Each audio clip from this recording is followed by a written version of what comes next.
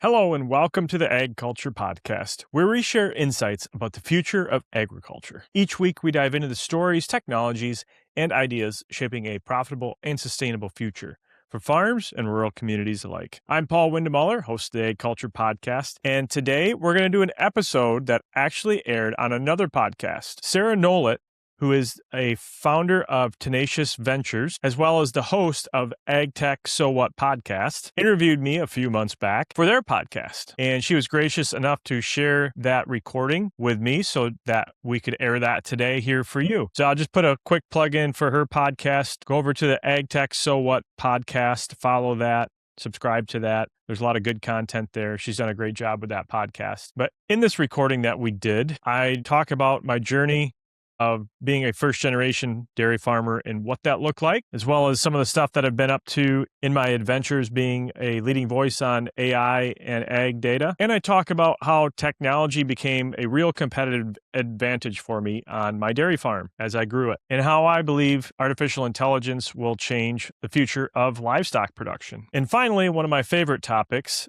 how farmers can ensure that they retain the value that AI creates in agriculture. So whether or not you've heard me talk about AI in agriculture, I think you'll get some good nuggets out of this episode. So listen up to my interview with Sarah Nolet.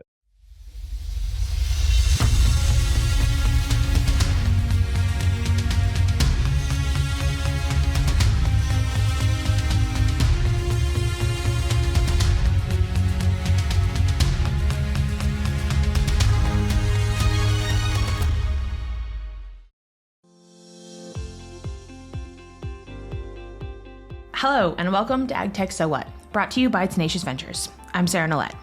My guest today has a very modern and unconventional approach to farming.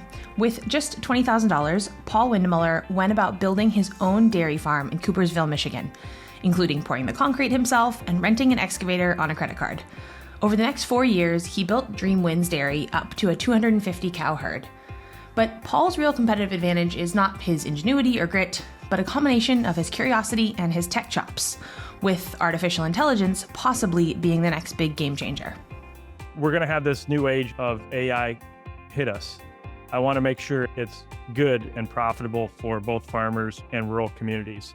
Paul is the first to admit that while he loves cows, he didn't grow up on a farm where he could develop stock sense. Instead, he has tech sense, using insights from data to better respond to things such as animal health concerns and milk or feed quality. He's recently completed a Nuffield scholarship about AI, artificial intelligence, on farms, and has practical insights on why farmers should be collecting data, how it can be used, and what needs to be done to ensure the value of aggregated data sets remains with farmers and their communities. So I grew up in Western Michigan. My parents owned a farm equipment dealership there, and that's where I grew up. I didn't grow up on a farm. We always lived in a rural area, but we didn't have a big farm or anything. And I went to my parents' farm equipment dealership after school as I was growing up for quite a while, and just really enjoyed being a part of that and being around the farmers and interacting with them and going to their farms with my dad when he made sales visits and stuff, and a lot of friends that had farms that I grew up with. And that's how I got into the actual physical farming side of it. One of my best friends in high school had a dairy farm, and I spent a lot of time going there after school with him and just hanging out, and then eventually helping with chores. And that led me into being interested in trying to get a job on another dairy farm down the road. And as well as my brother and I, when I was in junior high, had a market garden. We got up to about 7 acres of vegetables that we grew to keep us out of trouble in the summertime. I'm sure that was your thinking. You were like, if we do this, we won't get in trouble. Pretty much. Why dairy farming? Was it, love for cows, or it was familiarity and what you had exposure to, or? I really love just playing in the dirt and watching stuff grow, but interacting and seeing animals and like watching this cow produce, you shovel forage into her and some grain, and she makes this amazing thing called milk. And it just fascinated me. And I also really enjoyed business as well, even from a young age. When you started working on your friend's dairy farm and with the market garden, like you're like, I want to own a farm, I want to be a farmer, or was it more like opportunistic and just evolved? No, it was always like, ever since I was 3 years old and could talk, I always told everyone I was going to be a farmer. So that's just what I had in my head. That's awesome. That's awesome. And tell me about the farm today. Just give me a sense of the operation. Yeah, so the operation today, about 250 cows. My wife and I started it, was it May of 2014 officially when we started milking. We purchased the location in 2013 and spent about a year retrofitting it to be able to milk there. Over 4 years, grew it up to about 250 cows, made it fully automated with robotic milking systems, with collar technology, wearable sensors for the cows, and then automated ventilation systems and that sort of thing as well. I started out very low cost because we didn't have any money, but when I could invest in technology, I did so very rapidly because I saw the benefit of me not coming from a farming background and not having that cow sense. It really amplified the effectiveness of what I could do to manage the farm when I had that technology. Yeah. Yeah. It's interesting you wanted to be a farmer since you were 3, but then not coming from the industry, like pros and cons, right? You didn't have that sort of cow sense, like you said, but you also were doing things from first principles. And I don't know, maybe you were more willing to make changes that others weren't or do things differently faster. Oh, I did everything differently, I can tell you. Okay. What are some examples? Scratching their heads. I started out with a homemade parlor. I literally dug the parlor pit by hand and poured the concrete with a buddy of mine ourselves and just threw everything together. We had 20 grand. That was our initial investment, and everyone thought it was nuts. So we retrofitted an old turkey coop on the farm into a freestall barn originally, and that was where the cows were housed originally. When I went to build our first barn a year after we started milking, I still didn't have any money, but I wanted to build this nice new barn as a way to figure out equity. I went to the bank with all of the numbers of what everything was going to cost. One of those line items, obviously, was excavation work. And I had a buddy of mine that was an excavator, and I asked him to get me a quote on what it would cost. I said, I'm probably not going to use you, but I really just need a quote. So got that quote and came up with the idea of I could probably do the excavation myself. So I went to the banker and asked him if I can get that done, and I call you up and say, the excavation's done, will you sign the loan? And he said, yeah, that should be enough equity to be able to build this barn. I called up the rental company and said, hey, I need a excavator and a bulldozer. And the guys, do you know how to run an excavator or bulldozer? And all I said was, I'm a farmer, man. That was it. I didn't say yes. Neither yes or no. Yeah. And so they rented me the equipment for a week, and I had about $3,000 in rental costs and I don't know, another $1,000 in fuel to run it. All of that I put on a credit card because I still don't have any money, and did all the excavation work myself, and it turned out pretty good. So you had some sense of how to run an excavator. Your parents had the equipment dealer, like you. Yeah, I grew up on equipment. So yeah, okay. I figured it out. I was gonna say, because I've spent some time on an excavator, never trained on it, and it's hard. You think it's gonna be easy, like you're digging in a sandbox, and like you gotta know how to do it. Yeah, and you gotta know how to, like, when you're building up, a site grade, you need to know how to layer soil. So I did a little research on how to do this, but that was how I gained my first bit of equity in our first facility. And I mean, that's something that just people aren't willing to think outside the box and do that. They just, when they see that roadblock of, oh yeah, I don't have any money, I don't have any equity to show the bank that I can do this project, make up the equity. No, I love it. That's amazing. And so you were always thinking about technology, as I understand it, to make things more efficient and do things differently. Why have you been open to technology? Is that something you had in your background too? And how did you start thinking about bringing it to the farm? Yeah, I think that really stemmed from the lack of knowledge that I had on how to take care of cows. I loved working with them, but I wasn't that good at it. When I started the farm, I was not that good. And I thought, I really need to figure this stuff out on how to manage things above industry standards. Otherwise, I'm not going to make it. I didn't have a pile of equity to fall back on. I needed to do really well. And I understood that from the beginning. And there were just management things that I couldn't physically see myself in taking care of cows and breeding and those sort of things. I didn't have that cow sense, right? So I needed to find a way to compensate for that. And I thought technology would be the best use of that. For the first 10 years I was farming, I was working off the farm as well. And it was always on with dairy farms. So I got to get off the farm and see what other people were doing and what was working on other people's farms and what wasn't. So I got a firsthand look at what technologies I should be investing in and what ones would give me the best return based off of my lack of ability. So I was dairy farming in New Zealand for a year. Once my wife and I moved back from that, then I did a little consulting for, I don't know, 3 or 4 months while I was looking for something more permanent. And then worked for Dairy Farmers of America as like a consultant for them, an employee. And I was going around to 5-state region of farms that they had in the Midwest and working with farms on things like milk quality and feed sourcing and that sort of thing. And really established some great relationships with the most progressive farms that they had in those areas. I basically looked at it as a master's degree in dairy farming at that point. The biggest thing that really stuck with me, though, was this was early on in the U.S. advent of wearable sensors on cattle when I put the robots in. And the milking robots are great, but the information that I got from the sensors on the milking robot and the wearable collar on the cow were phenomenal. Like it just opened up a whole new world to me in how to manage a farm, how to manage cows.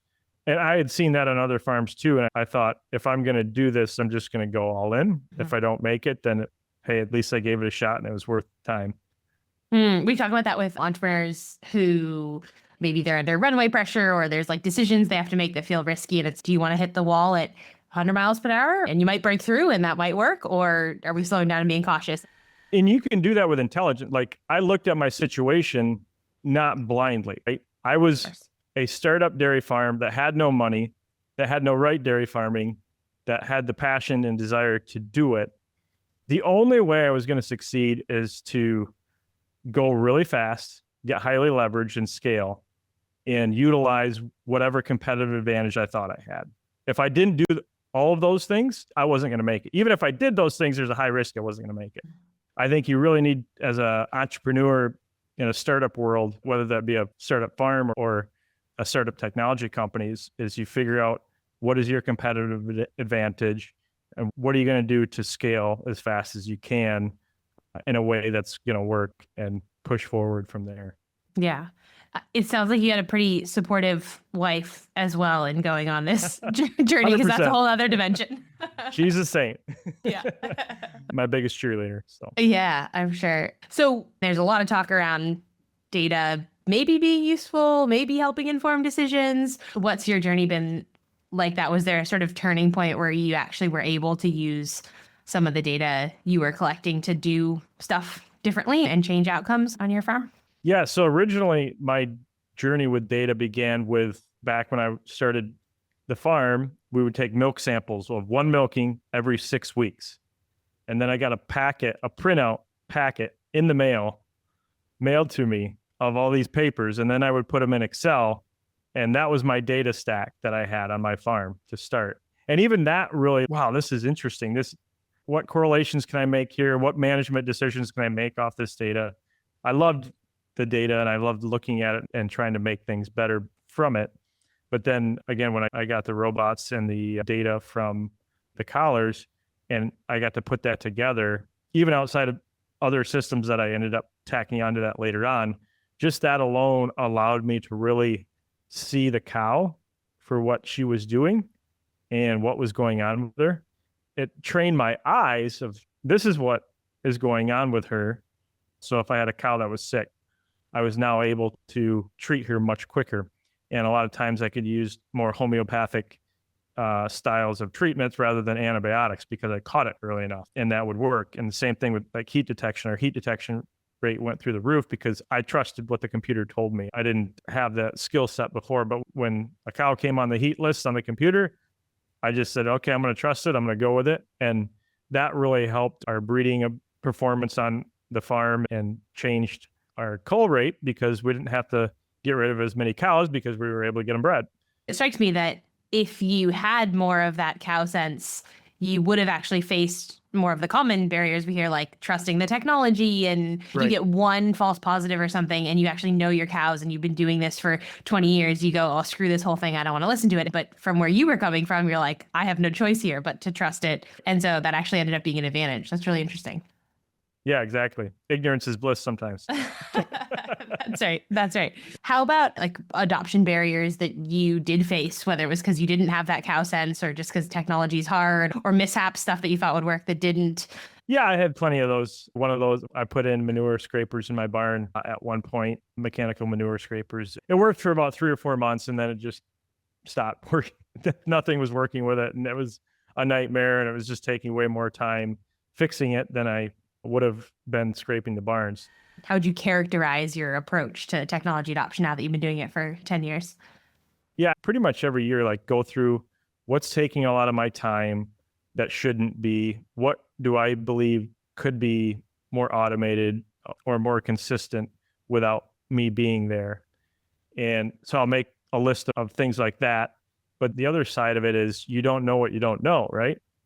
I don't know what could be automated, or I don't know what data could be collected. Pretty much all my buying decisions on stuff in the last couple of years has been something that I've either heard on a podcast or something that I saw at somebody else's farm. So if you're a marketer, take note of that. You've obviously looked at artificial intelligence. You've just done a Nuffield scholarship. And so that's been on your mind. What was your entry point into thinking a lot about AI and how it would be applied to dairy farming? I saw the power of what little bit I was already using through the technology that I had on my farm, which some of it was powered by AI. And when I was applying for a Nuffield at this time, this crazy thing came out that everyone was talking about called Chat GPT, and it was going to change the world. So I'm like, people are starting to take notice of AI. I think it could be a really interesting topic to study. And also the component of AI about data, like the importance of data to me was really critical. So trying to understand data and data use more efficiently in livestock, I thought would be really valuable. Yeah, got it. And were there like specific either farms you wanted to see or questions you wanted to ask? I would say the big takeaway that I wanted to get from it was to have a new business opportunity. What did I see as the next big business that could be created in agriculture, ushering in this AI revolution into farming? And I wanted to be a part of that. So that was a big angle that I took of how am I going to do this in the future to position myself to be an expert in the intersection of agriculture and AI. Originally, when I started, there was like 3 people in the world that were like the gurus of AI and agriculture, right? One thing I learned is I'm not very smart, but if I could be one of only a couple people that are looked at as the leaders in that spot, it's a lot easier to do that than being a leader in a crowded field. I guess what I would like to consider myself as trying to be the person that's the champion of farmers for AI. So we're going to have this new age of AI hit us. I want to make sure it's good and profitable for both farmers and rural communities. Really passionate about that because so many times we have these technological advances that I think farmers don't get to realize the value it for themselves or for their communities in a equitable way. A lot of times we drive that, it's a commodity business, right? We drive that value out very quickly. So trying to figure out a strategy that could capture that value long-term for agriculture, for farmers, for rural communities. I love that. How do you see AI or adoption of AI as being something that needs a different approach? Or is it just, this is the next technology? What might be different, if anything, about how farmers should think about AI? I think farmers should think about AI. They probably thought about electricity, right? It's not a new technology. It's a completely new utility. Maybe it was a better term.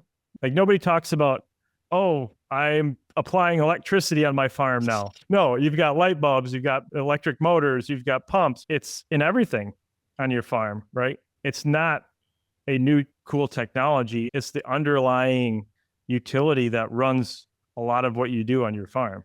Rather than thinking of it as, oh, I got a new robot on my farm or I got a new tractor. It's not an add-on technology. It is an underlying technology.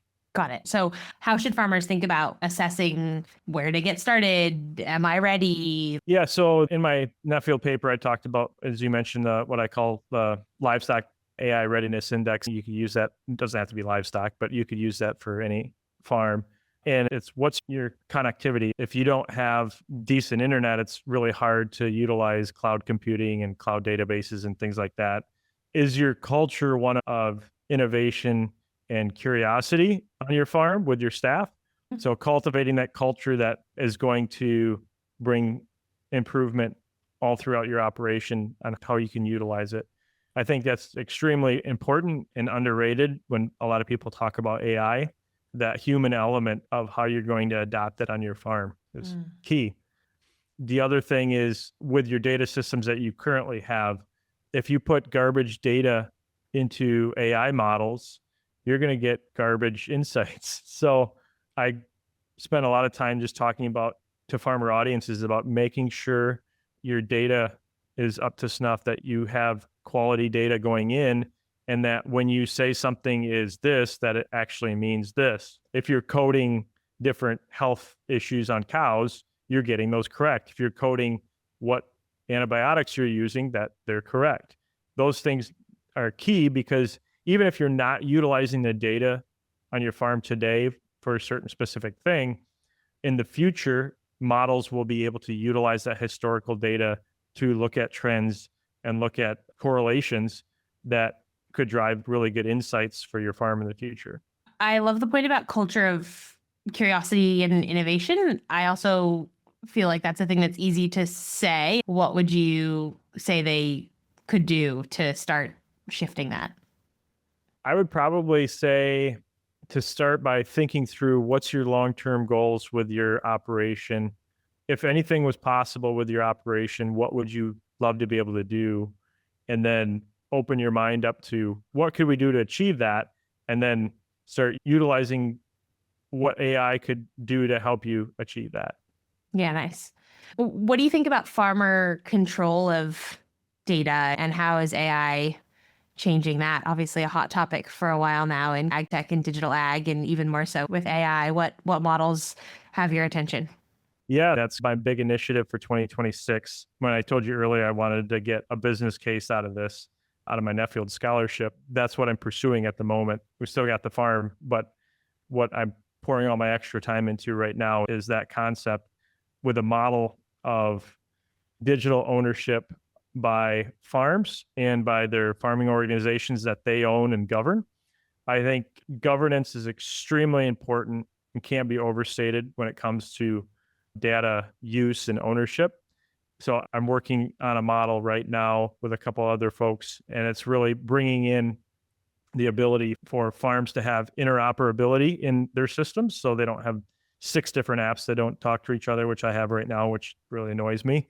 But also for that data to be utilized in a way as a farmer that I want it to be utilized. So if I want to do benchmarking with it across industry, I have that ability, but other people can't take that value away from me. And if I want to monetize that, there's governance and guardrails around that, and also a marketplace that I can do that with a collective group rather than just my own farm data, because my own farm data isn't as valuable than a aggregated data set. So I'm still working through a lot of the model, but I think there's a huge need for that in the industry, because if you look at what happened with Facebook and personal data, right?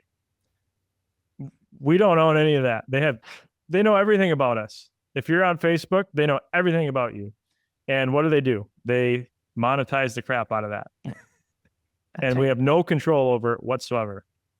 So I don't want that to happen to farmers. And I think we only have one shot of that not happening. And I think it's a very short window that we need to create something at a global scale that will keep that from happening. And that's what I'm pursuing at the moment. Yeah. And what do you think? You mentioned existing farmer organizations. Like, we need to upskill our organizations and enable them so that we don't end up with some corporation owns it and monetize it? Or is it like there's an economic opportunity here and so there's a business to be built? I think it's a combination. And first and foremost, I think it's that safety factor and data ownership and data value being held by the farmers. I think that's the most critical. Yeah. But once you do that at scale, now you have what everyone wants, is all of that data in one place. You have the network effect where that data is much more valuable together. And not one single farmer can do that. Not one single farming organization can do that at a scale that creates the value that I think we could realize. Zooming out a little bit, Paul, I like the electricity analogy. You could point to all the ways that having electricity has changed humans and workflows and all that kind of stuff. What do you paint as the future that AI might change? What do you think is going to be different in 5, 10 years? I mean, we're to the point where on a lot of dairy farms, we don't have that long-term cow knowledge. Like I didn't have it. There's very few people that are still around that grew up on dairy farms to have it, right? I see AI as being a huge advantage to train new people that are willing to learn, to understand how to work with cattle. As a training tool, it's going to be huge. I see that. And then also in my paper, what I call the holistic insight threshold, being able to, for a farm to get to the point where you're bringing all of these data streams from all of the complexities of this biological system called the dairy farm together, and all of these millions of data points on a daily basis, and having something that has intelligence look at it and say, what are the correlations here? What are the things that are most important and critical to examine against what my goal is, what our strategy is for our farm on a daily basis? It's going to be mind-blowing when we get to that point, how that will impact our operations. Yeah, interesting.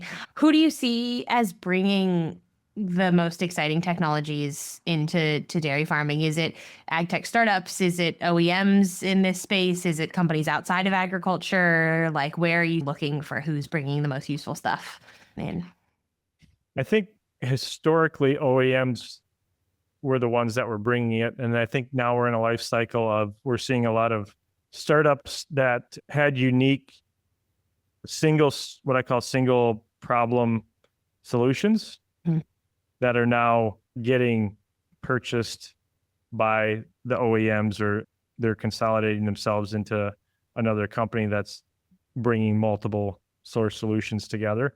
One of the other big reasons why I'm really passionate about the data infrastructure co-op, whatever you want to call it, that model that I was talking about earlier, is when you get to that point, you now have the ability to innovate on top of that platform in a way that startups historically couldn't. Because a startup historically had to go, oh, I need to meet all these different farmers, but it's really hard to meet a lot of farmers to be able to scale, to be able to get the data in order to create new innovations. So I think that, to me, is going to be the future of innovation. If we get that right, innovation is going to accelerate at an extremely rapid pace.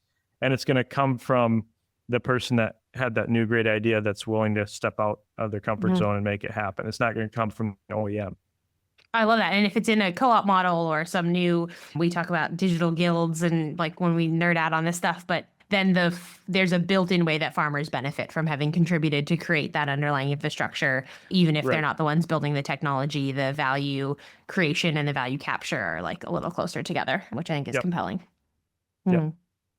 What's your sense? Are farmers feeling actually ready to keep up with the pace of change we're going to experience in the dairy industry in the next 5 to 10 years? Very few are. Yeah. What do we do about that? Yeah, that's a good question. And that's really one of the reasons why I've been going around to farm conferences and speaking a lot, is trying to put this at the forefront of their mind and make it very urgent for them to want to find out more about it and figure out how they're going to adapt.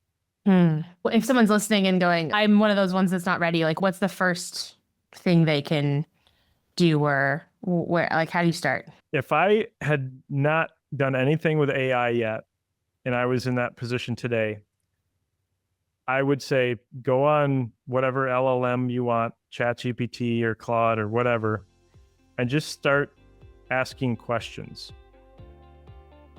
And once you start asking deeper and deeper questions about, it could be about any topic, and you see how quickly you can learn something. Like I use it to learn a new topic all the time. I'll just go on ChatGPT and start having a conversation to learn about something I didn't even know about, something in history I read in a book, and then I'll go 10 layers deep into it and then learn all about it in 15 minutes. And you see the power of what that can do to change your thinking and how quickly you can learn new things. Massive thanks to Paul Windemiller for sharing his journey and insights on AI adoption. The first thing that struck me is that Paul's journey was driven in some ways by overcoming a weakness. He didn't grow up with cow sense, so he leaned into data and automation to compensate. That almost forced trust in technology became his competitive edge. On the flip side, farmers with a strong tacit knowledge may resist AI because it does challenge intuition. This makes me think about AgTech adoption more broadly, that it's less about proving the tech works, but rather positioning the technology as an augmentation, not a replacement. And this brings me to my next takeaway. Paul's analogy that AI is not an add-on gadget, but should be seen as a utility, like electricity. That reframes adoption from, should I buy this tool, to, is my farm set up for AI? As in, do I have connectivity? Are my data sets consistent and accurate? And importantly, does my team have a culture of curiosity? So seeing AI adoption, and all tech adoption really, not as a product decision, but rather as a systems problem. AI on farms will scale the fastest when a farming business behaves more like a learning organization, where data quality and team culture matter more than the tool. And finally, while AI can give farmers a competitive advantage, we still need to solve for the various challenges around data ownership and control. Things like governance and business models that enable value capture, not just tech that can unlock efficiency gains. I think it's fair to say that farmers will adopt AI more confidently when they have control over how their data are being used, have interoperability across platforms, and a way to ensure aggregated data sets benefit the contributors. As we've talked about before, maybe this leads to some kind of cooperative structure or digitally native guild model. We'll be watching for these. And that's it for another episode of AgTech So What. You can find a link to Paul's Nuffield report in our show notes, along with other resources mentioned in this episode. You can also find them on our insights page at tenacious.ventures. Thank you, as always, for listening. And our next couple of episodes are going to be something a bit different. We're looking forward, well, I'm a bit nervous, but generally we're looking forward to bringing you a couple of live AgTech So What recordings from the stage at Evoke Ag, the premier agri-food innovation conference for the Asia Pacific. I'm Sarah Nolet. Catch you next time. Hey, once again, thank you for listening to this episode. I hope you enjoyed me getting interviewed. I know I really appreciated the questions and the conversation that I had with Sarah on this episode. Once again, go check out her podcast called the AgTech So What podcast. I hope all of you folks listening in America had a great 4th of July weekend celebrating the 250th birthday of our great country. And before I sign off, I just want to say thank you once again to our friends of the show that help support what we're doing here, that make this available for you guys commercial free. Go check them out on our newsletter or website, and I hope you support the work that they do. So with that, we will see you next week for another exciting episode of the Ag Culture Podcast. Thanks for listening.